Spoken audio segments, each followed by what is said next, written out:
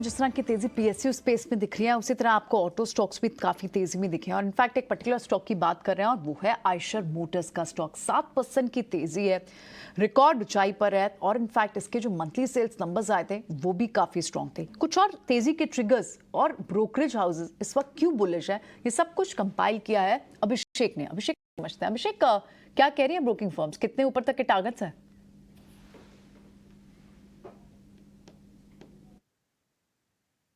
Hero मोटो ने Harley के साथ करार करके X440 लॉन्च की थी।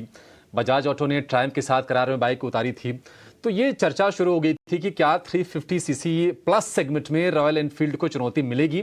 और इन सवालों के बीच में कहीं ना कहीं रॉयल एनफील्ड जो मार्जिन कमांड करती है उसको लेकर भी सवाल खड़े किए गए कि अच्छा, ये इनके मुकाबले में ज़्यादा मार्जिन वसूल रही है। उसके बाद हमने शेयर में 5-6 दिन की लगातार गिरावट देखी थी और 5-6 दिनों के सत्र में करीब 12-13% शेयर टूटा था और वहां पर थोड़ा सा लोगों का मोह भंग होता हुआ दिखा। लेकिन उसके बाद हम कह सकते हैं कि रॉयल एनफील्ड ने एक रॉयल वापसी की है और आज ये नया रिकॉर्ड बना रहा है। शेयर 4,200 रुपए के आसपास के लेवल्स तक पहुंच गया है और नवंबर बिक्री के जो आंकड़े हैं वो भी सपोर्ट दे रहे हैं। आरी के रॉयल एनफील्ड के जो नंबर आए थे आयशर में 13% का शानदार उछाल हमने देखा है और अगर आप 28 मार्च से जोड़ेंगे अगर शेयर की चाल को तो वहां पर 46% की शानदार तेजी है।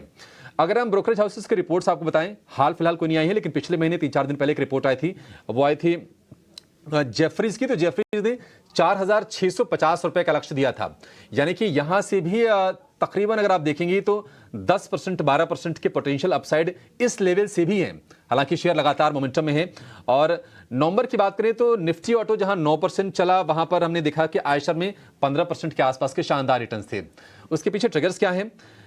जेफरीज का भी ये मानना है कि 350 सीसी में जो कंपटीशन है उसका बहुत ही लिमिटेड एक इंपैक्ट आएगा आयशर मोटर्स यानी कि रॉयल एनफील्ड खासतौर से उनकी बाइक्स की सील पर। और टू व्हीलर में जो डिमांड की जो रिकवरी आ रही है, थोड़ा सा हमने पिकअप देखा है, त्योहारों से उसे संकेत मिल गए हैं। करीब 20% के आसपास लास्ट ईयर के मुकाबले टू व्हीलर की सेल्स ज्यादा रही है, उससे सपोर्ट मिलेगा। और FY23 से 26 की अगर हम इस दौरान की बात करें तो एबिडा में करीब 68% और ईपीएस में 86% ग्रोथ की उम्मीद जताई है जेफरीज ने और आज हम रिकॉर्ड ऊंचाई पर ट्रेड करते हुए आयशर मोटर्स को देख रहे हैं। रिटर्न की बात करें तो एक महीने में 18%, 6 महीने में थोड़ा कम दिखेगा 13%, 2023 में अब तक 28% और 5 साल में चूंकि स्टेबल काउंटर है, सेफ स्टॉक भी इसको हम कह सकते हैं, 85% के रिटर्न 5 साल की अवधि में रॉयल एनफील्ड ने दी है। लेकिन आज रॉयल तेजी और ये रिकॉर्ड ऊंचाई पर शेयर ट्रेड कर रहा है। एक टेक्निकल चेक इस पर ले लेते हैं। कपिल, रॉयल ये आयशर मोटर्स क्या कहना चाहेंगे इसके बारे में और आपको कहां तक के टारगेट्स इसमें नजर आ रहे हैं? टारगेट्स तो यहाँ पे काफी बड़े बनेंगे, लेकिन अगर टेक्निकल शॉर्ट टर्म में हमें ट्रेड करना हो तो थोड़ा सा कॉशियसली अगर रिट्रेसमेंट बाय कर सकते हैं। चार्ट का स्ट्रक्चर इसके लिए पॉजिटिव है कि हम यहाँ पे जो मैंने ब्रेकआउट में देख रहा हूँ तो इसके पहले 5 साल का इसका बेस बना था, 5 साल का बेस बना के स्टॉक ने रिटेस्ट किया और अभी वहां से हमें फ्रेश ब्रेकआउट देखने मिल रहा है। तो जब भी कोई स्टॉक ऐसा इतने बड़े बड़े टाइम फ्रेम का बेस बना तो वहां से मोमेंटम आती है तो वो काफी प्रखर मोमेंटम होती है, काफी अच्छी स्ट्रॉन्ग मोमेंटम होती है। हालांकि शॉर्ट टर्म के पर्सपेक्टिव से तो स्टॉक प्राइस ऑलरेडी ऊपर में मूव कर गया, 3,200 से लेकर ऑलमोस्ट 4,200 पे आ गया है। तो स्टॉक के पोटेंशियल में देखता हूँ तो 4,600 4,800 के लेवल देखने मिलेंगे, लेकिन फ्रेश बाय यहाँ पे नहीं बनेगा, थोड़ा सा कूल ऑफ हो जाए उसके बाद में हम कर सकते हैं।